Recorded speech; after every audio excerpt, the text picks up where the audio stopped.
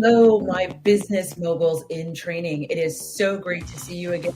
You are listening to the Do.Different.Better Show, and I'm your host, Elaine Rasmussen, where we talk about wealth moves for everyday people. And I am so excited. I have a really special treat for you. Just as promised, I have the amazing Renee Hastings here with me today. And as you read, time isn't just money, it is a movement. And she is here to talk all about it. Renee, thank you so much for joining me on the show today. Elaine, thank you so much for having me. I am honored. Oh, thank you so much. Well, before we get started, I want to give you all the breakdown of Miss Renee. Renee Hastings is the president and CEO of Executive Help Now, a premier virtual assistance agency with over 15 years of experience. Renee and her team deliver expert administrative support, podcast production, and business consulting services to small business owners, content creators, and busy executives. Starting her entrepreneurial journey in 1996, Renee holds a degree in business management and has been a Dale Carnegie leadership training coach. She's appeared on NBC's KCRA News 3 and now serves as an inspirational speaker, podcast host, philanthropist, and small group Bible study coach. Her mission, freeing up time from life's most important moments. Welcome to the show, Renee. Thank you. Thank you so much. I'm so excited to be here and to dive in and share what I have been through and experiences I have gone through to benefit the audience and hopefully be a blessing and help some folks avoid some of the common mistakes that I've seen, heard, and dealt with myself. And that is exactly why you're here. So let's get into the first question that I ask every guest. And that is, what was your first memory of money? So my first memory of money is probably going back to elementary school when I had to go to the lunch line and get in the free lunch line, and everyone else got to go in the regular lunch line. And my food came in these prepackaged aluminum foil and then plastic 2 containers. And then everyone else had these nice trays with salads and hamburgers and things like that. And I was like, why is my lunch so different? Why do I have to eat this and everyone else gets to eat that? I would say that was my first memory of money and the difference money can make in the lives of children. And I have a similar story. I remember it wasn't so much in elementary school because I went to a very small Catholic school and we didn't have that. But when I got to public school, I remember seeing that difference of like, why do people have different food? What is this free lunch thing? And why is that terrible? Like, why is that so much more look horrible than everybody else's food? Well, right. I've got a follow-up question, and that is, so when did you realize that money had influence? And is this the same story or is it a different story? So I would say that this is a different story because while I was still young, I recognized the influence that it had because I was raised by a single mother who worked very hard to take care of me and my brother. It was just the 2 of us growing up. But she had just barely enough to make ends meet and often lived from paycheck to paycheck. And often there wasn't enough to go between paycheck to paycheck. And so she had to get her hustle on to kind of make $1 out of 15 cents, as my grandfather used to say. Mm-hmm. And so when I got an opportunity to start working, I was 12 years old and I was willing to do whatever I had to do to make money so that I didn't have to depend on my mom to get me those things that I wanted to have, because she gave me everything I needed, but there were things that I wanted, like name brand jeans, or, name brand tennis shoes or whatever it looked like, and not something that was secondhand from Goodwill or St. Vincent or whatever. Exactly. And I remember that well, especially I remember in school, when you went through, I'm a little older than you, I think, and we had saddle shoes. So I don't know if you remember saddle shoes, but I remember when they decided that we could wear any shoes that we wanted. We still had to wear a uniform, but we could wear any shoes that we wanted. And this was the late 70s, early 80s. And when I saw, like, now that was now a class that was a way to classify people, right? Oh, did you have we had in California a store called Zodi's, which is comparable to, a discount shop now, like a Ross or something like that. But it was even lower than Ross, if there's such a thing.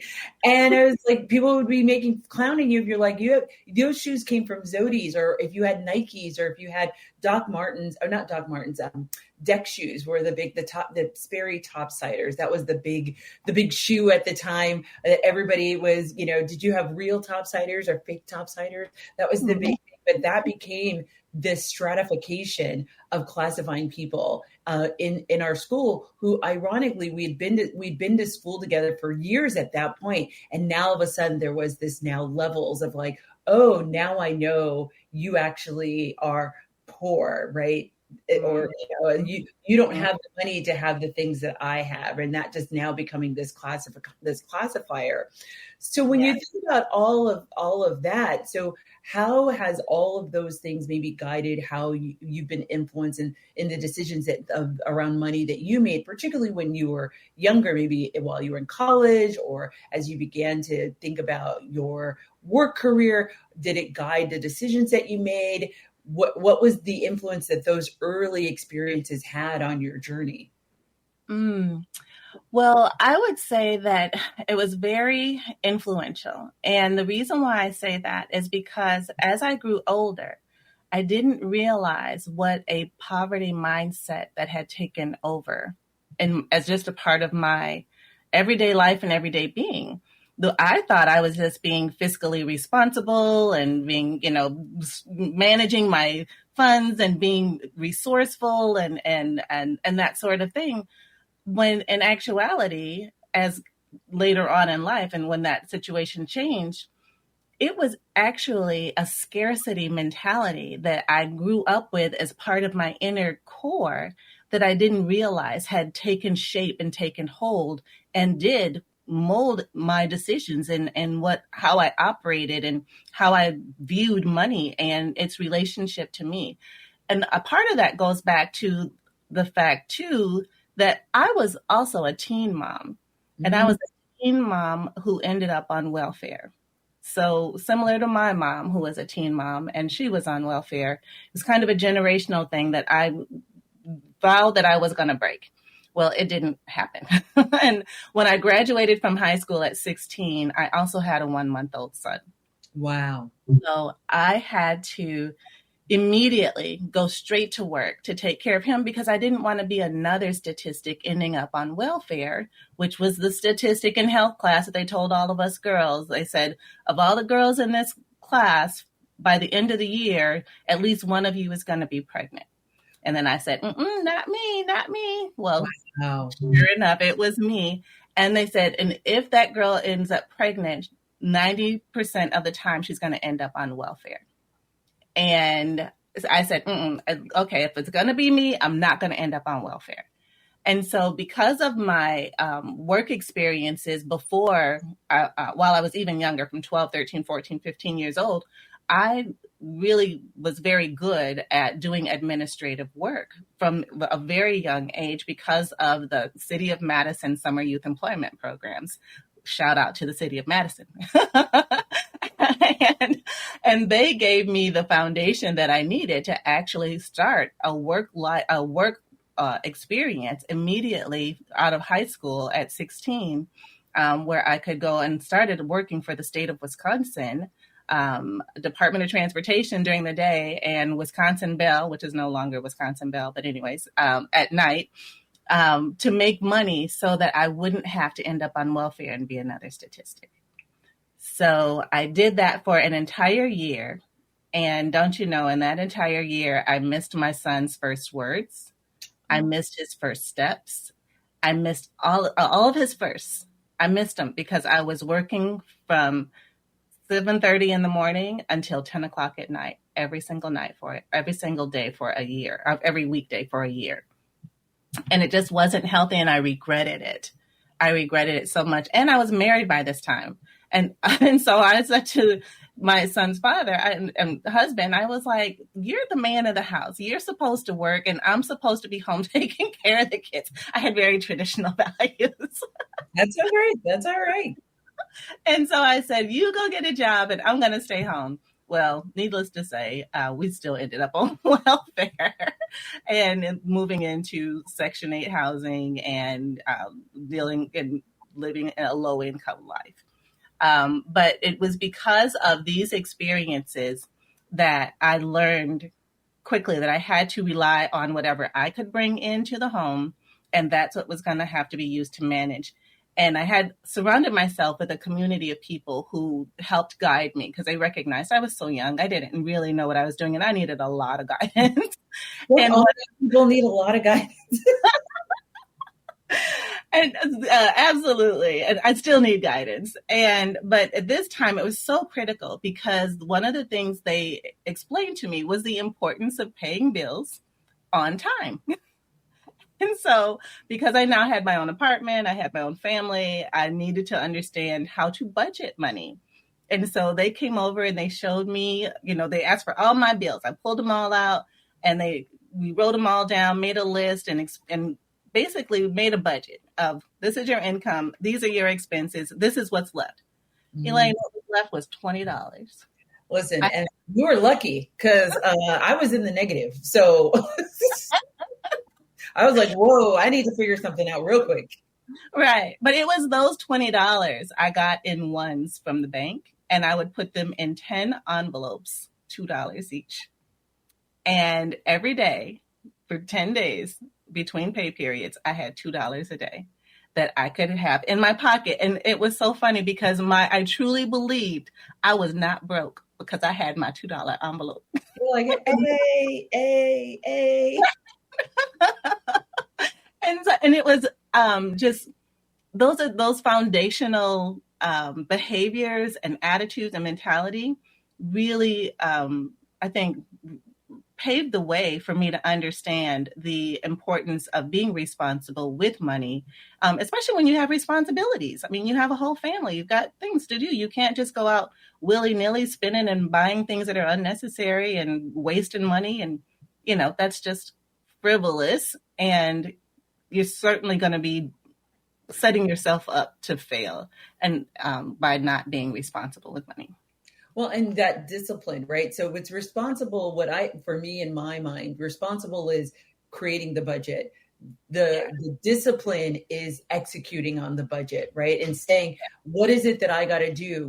Hack my brain. I know that if I put $2 in an envelope and I carry that envelope, now I know, as opposed to you could have put all $20 in an envelope, but you knew enough about your character and how your brain worked to be like, no, that's not what I need to do. I need to just take this one envelope with this $2 and that's what I get for the day, to be able to psychologically get your brain in the mindset of creating discipline. Because to me, that's a different thing. But I want to go back to this, right, especially in our current political climate around welfare and the stigma of welfare, because I think that all too often it goes down that dark rabbit hole of like, welfare is not good. You're shiftless. You're all these negative things. But I know, as somebody who was also a single parent and had to leverage benefits to get me out of the situation, but also we understanding that the circumstances of the system actually incentivizes you, it actually not incentivizes, makes it difficult to get out. So one of the things that I always talk about is, okay, once you get assets over $2,000, you can be kicked off of welfare. Well, I don't know about you, but $2,000 is not a lot. It's not like you're about to go buy a house or anything like that. And so, which means if you are making a side hustle, which we'll get into in the next segment, but if you get into a side hustle, well, now you have to hide your income. And I think that the misconception, and I don't even know if it's a misconception, but the propaganda of like, people who are on welfare don't want to contribute. People on welfare don't want to work.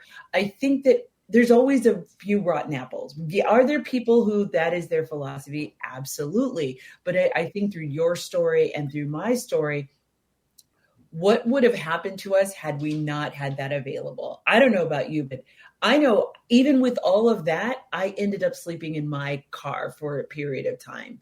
And how do you think about that? Yeah, absolutely. So back in the day when I was on welfare and with my young son, my mentality always was, so my mom said to me once she found out that I was pregnant, she said, your life is not over. It's going to be harder, but you can still do whatever you put your mind to. So even though we did end up on welfare, my mind said, I'm not going to stay here. This is not going to be a lifestyle for me. I'm going to just use it to help me get where I need to go. And then once I'm able, I'm off of this. This is not going to be our way of life. Although some people who, were in our community, that was a way of life. And they would, like back then, you got welfare for every new child you had every 2 years. And I remember when they changed it to every 5 years, because I knew people who would purposely have children every 2 years so they could stay on welfare. Right. Yeah. And I was like, that is not, I even back then I was like, I know I'm meant for more. I'm not meant to stay down here. Yes. But even when I was trying to get off, you said, you were so right. They make it hard to get off because they give you all the free food stamps and all the medical assistance and WIC and child care assistance and all of the things to try to help you along. And so it's easy to stay locked into that when you think about, well, if I have to pay for all my own daycare, my daycare was $400 a month back then. And the low income housing I was in was $370. So because it was income based, and by this time I'm making a little bit more money. But it was during those times when my paycheck got stretched so thin, I ended up going to the churches and getting the free food with the black and white boxes and all of the things so that I could still feed my family and not have to depend on the government. Because like you said, in this political climate, we don't know what's going to last for how long and who's going to get what. And already so much has been cut by people who were depending on it. And now they're suffering. And it's a really sad state of affairs that we're in today. I mean, and we're going to wrap up this segment, but I want to bring this point home.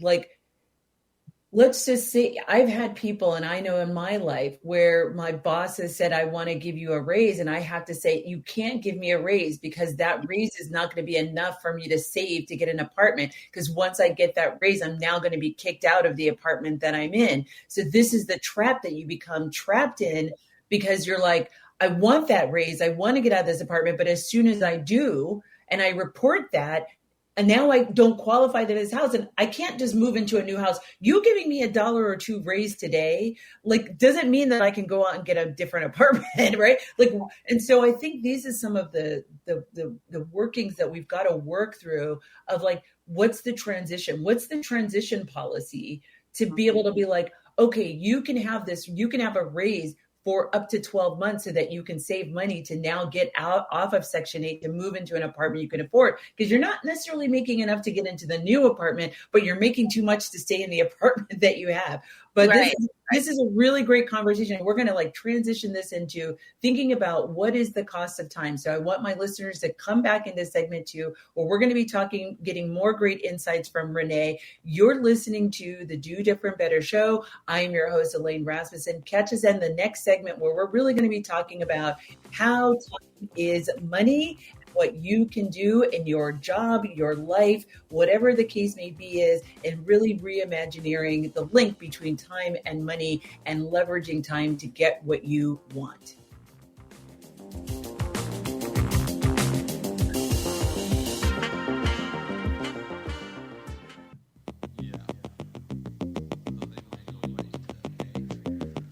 Welcome back, everyone. You are listening to the Do.Different.Better Show. I'm your host, Elaine Rasmussen. And as we talked about in segment one, I have an amazing guest, Renee Hastings, who is the CEO of Executive Help Now. In the first segment, she dropped some gems talking about her mindset and some of the strong influences she had that even though she went through some tough times as a teen mom, stayed with her well beyond that to get her from rags to riches, as we like to say. But now we're going to get into some other types of mindset around money, and that is the cost of time. So Renee, your entire business is built on reclaiming time for others.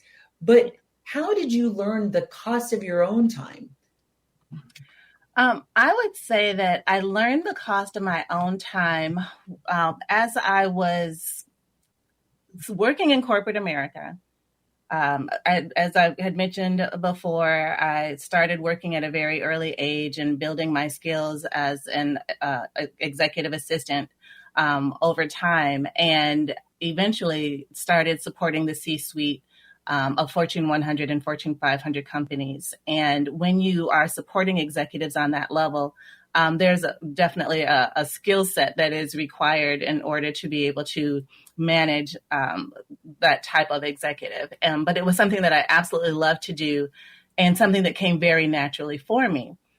But as my kids got older and they graduated from high school and it was just me at the house with my husband, I just had all this time on my hands and still a passion and a drive and desire to support executives. So I started my own business. Someone saw in me that I should be a business owner. And I was like, I don't think so. I'm pretty comfortable with my golden handcuffs in corporate America with my paid benefits and health insurance and paid vacations and, regular 9-to-5 stability. That was important to me. But then the more, it just takes someone planting a seed. And then the more I thought about it and I found myself in a situation, I was like, well, why not? Let me give it a try. So I, did all the paperwork, started my business and told all my friends that what I was doing, and they became clients. Well, my clients kept telling their friends how their lives had been changed by getting some help. And it was really rewarding to see the impact that I was having. But then the more they told their friends, the busier I got on the nights and weekends. And so I'm working my full-time corporate job from 8 to 5. And then I'm trying to be half a wife, after I get off work, cook some dinner maybe, and then start working on my business starting at about 8 o'clock at night and not getting to bed till 2 or 3 in the morning and having to get back up at 6 again. And to do it all over again. And doing this week after week, month after month after month, it was exhausting. And that love I had for doing what I do started to wane. The quality of my work started to suffer, not only in the business, but also on my day job. And because I have such a high standard of excellence for myself and those around me, that just was unacceptable. Something had to change. And I was missing opportunities. It was just a really bad situation when you're burning the candle at both ends, trying to do all of the things yourself. And yes. So you have no time. And so I hired my first virtual assistant. Her name was Ashley, back in 2020. And she basically was an identical me. So when I interviewed her and got to know her, every question I asked her, she responded the exact same way that I would respond. Oh, wow. It was so funny. I couldn't even believe it. And so I was like, yes, this is absolutely going to work. So while I was working my full-time day job and I was getting messages that I would check on lunch and on breaks, I would just simply forward them to Ashley. And I would say, have 3 words, please assist, period. Thanks, exclamation point. And she handled all the things for my business while I was still working my day job.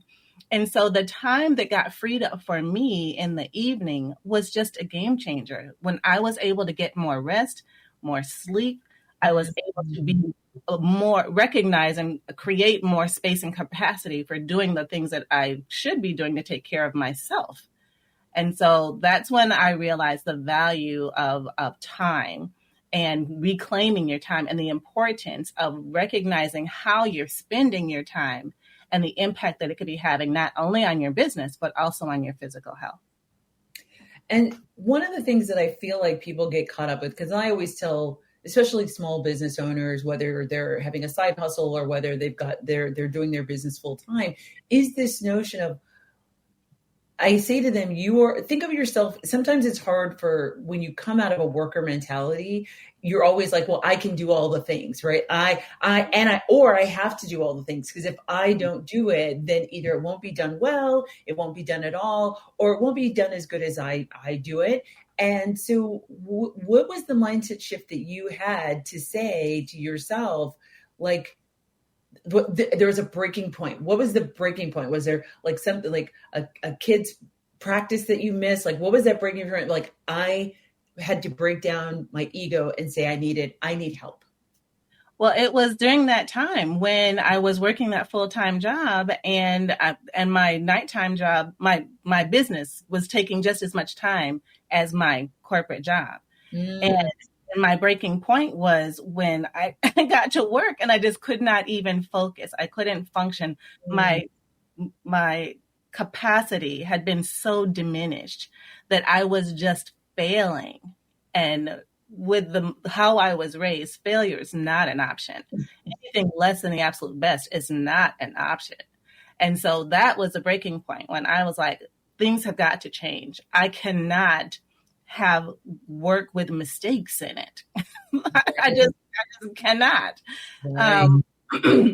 And so that is how I determined for myself what was the breaking point. And I had to say, I can't wear all the hats. And that's also the point when I discovered that I have trust issues. Well, okay, that's a word. Say that one more time for the people in the back. I discovered that I have trust issues. And I didn't even know that this was a thing. But when it came time for me to delegate some of the things that I was forwarding to Ashley, there was something inside of me that was scared. I was afraid. I was like, what? And I'm a praying woman. So I'm like, Lord, why am I feeling such trepidation about handing this over and allowing this person into my life and exposing myself and all of my stuff to this other person? I had to get to the root. I had to get to the root of that. If I was going to scale this business or be anything in this business, I had to get to the root of that, find out what it was all about, fix it, get healed, and keep on moving. Because I know that I knew then and I know now that if you're going to scale your business and you're going to grow to be any size, that you have to build a team. You can't wear all the hats. You can't do it all yourself. Yeah, and you shouldn't. So I just want to ask you about the math, because I think sometimes people think that they can't afford it. So how did you had a job and now you're thinking of bringing on payroll, right? So what was sort of the math where you are saying, okay, yes, I can afford to do this? I have my own thoughts, but I'd love to hear from you. Like, how did what was the calculation, high level, but what was the calculation of like, I could pay somebody this, I'm making this, what's an acceptable margin, knowing that you had to get some of that stuff off your plate as well. And what was the value of that? Even though maybe the amount of money you might be making might be not as much as you thought. Because I think that's the other thing that people get caught up. Like, I'm going to lose the money, right? Mm-hmm. Because I now have to pay somebody else to do my job. So I'd love to hear more about just any part of the process there that lands. So for me, I would say when I started the business, I didn't go into it to make money. Mm-hmm. And I know that sounds so bizarre, but I just went into it because I was bored. All right. Okay. I wanted something else to do and I still had all this passion and I had time. And so I it wasn't something I did because I needed the money or wanted to make $1 million or whatever. It's just something I wanted to do because it was something that was fun. And it's something I did really well. And it's something that changed people's lives. And so I got fulfillment out of that. And so when the money started coming, I was like, oh, that's cool. We get some money too. Oh, that's awesome. And so when it came time for me to hire somebody, that's when I did have to start getting more granular about the finances and what does it look like? Because first of all, what is my health worth? So she can have all the money. I don't even care. Was kind of what was going through my head. But I was like, okay, I need to really think about this because I am a business owner and I'm a real business owner. So I need to start making some really important decisions. And so when I thought about how much I was bringing in, and Ashley and I talked about what her rate was for what she charged, then it just made sense that either I would raise my rate that I was charging my clients so I could afford her. And that's kind of how it all started on a baby scale. Oh, that's awesome. I just raised rates. Raising the rates. And one of the things whenever I get an opportunity to speak in front of an audience, which is often a lot of time women entrepreneurs, and I tell them at the end of my my talk or whatever the case, somebody will ask me, okay, what's your final word? What's the last thing you want to leave people with? And I turn to the audience and I say, listen, I don't know any of you. I don't know what you do. I don't know what your rates are. I don't know how much it costs for you to do what you do, but I want you to leave here and immediately raise your rate by a minimum of 10%. And if you can't rationalize why you do it, I say just do it because Elaine told you to. That's your rationale. That's your logic, because we often are, particularly women, but also people of color, we are grossly underpricing ourselves, not only for what it costs to actually do the thing that we are being paid to do, whether it's make something or provide a service, but we just underestimate our value. And I think that also ties into this work culture, right? Of like, we're here to work as for somebody else, as an employer. But we're going to get more into your venture. We're going to head into a break now. So for those of you listening, don't forget to follow and like and subscribe. What Renee is doing, you can check her out at executivehelpnow.org. But you can also check out her personal speaker page. But we're going to talk about that in a minute. But definitely like and subscribe our YouTube channel. Don't forget to like and subscribe and follow on AM 950. But also at Do.Different.Better on YouTube. You can stream and listen to this at any time on all of your favorite platforms. But just to remind you, you're listening to the Do.Different.Better Show. I'm your host, Elaine Rasmussen, and I will see you after the break.